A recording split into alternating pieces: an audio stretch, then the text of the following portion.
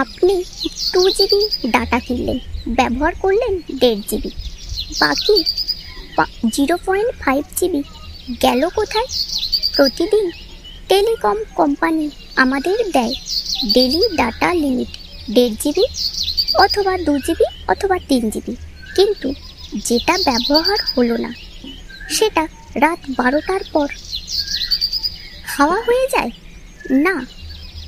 কোনো রিফান্ড না, কোনো ক্যারি ফরওয়ার্ড। এটা ভুল না, এটা পলিসি। আমি এই প্রশ্ন তুলছি পার্লামেন্টে। যার জন্য আমরা টাকা দিচ্ছি সেটা কেন হারিয়ে যাবে?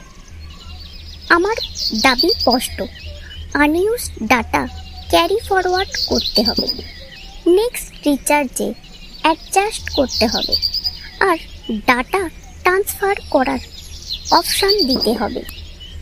ডিজিটাল ইন্ডিয়াতে আপনার ডাটা আপনারই থাকা উচিত।